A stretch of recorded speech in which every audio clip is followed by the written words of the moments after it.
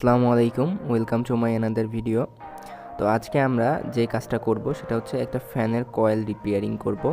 তো ফ্যানের কয়েলটা এক জায়গাতে শর্ট হয়ে গেছে, এই জায়গাতে পুড়ে গেছে। ফ্যানের যে কয়েলের এনামেল ওয়্যার আছে সেই এনামেল ওয়্যারের এনামেল কোটিংটা উঠে গেছে।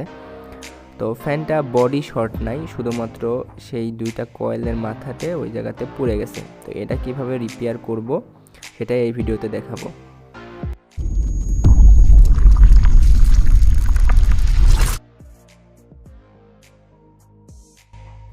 প্রথমে আমাদের যে কাজটা করতে হবে, এনামেল ওয়্যারের উপরের যে কোটিংটা আছে সেই কোটিংটা সুন্দরভাবে ভালোভাবে ঘষে তুলে ফেলতে হবে।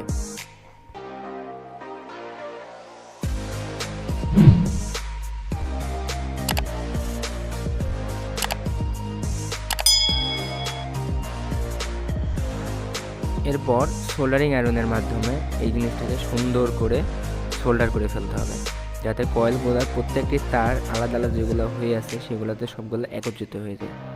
কারণ একটা কয়েলের পাক সংখ্যা 360, 370 এমন থাকে। তো যদি 40টা কিংবা 50টা কয়েল একত্রিতভাবে সংযুক্ত হয়েও যায় সেক্ষেত্রে কোনো সমস্যা হবে না।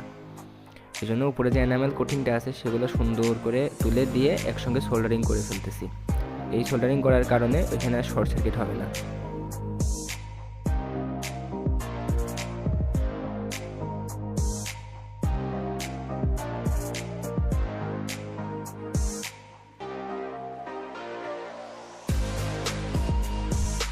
এবার সিরিজ লাইন দিয়ে চেক করব। দেখেন এখানে আর কোনো রকমের কোনো শর্ট সার্কিট হচ্ছে না এবং সিরিজ লাইনটা ঠিকভাবে কাজ করতেছে।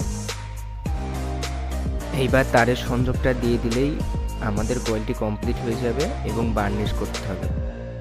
কয়েল থেকে আমি 3 তার পদ্ধতিতে লাইন বের করছি। 3 তার পদ্ধতিতে কিভাবে ক্যাপাসিটরের কানেকশন করতে হয় আমার চ্যানেলে এই ভিডিওটি দেওয়া আছে, আপনারা সবাই দেখে নেবেন এবং আমি সেটা ডেসক্রিপশনে দিয়ে দিব লিঙ্কটা এবং আই বাটনে থাকবে। এইবার বার্নিশ করলেই কয়েলটি ওকে হয়ে যাবে। ফ্যানের কয়েলে বার্নিশ করা আমার কমপ্লিট। কয়েলটি সেট করে আপনাদের ফ্যানটি ঘুরিয়ে দেখাচ্ছি।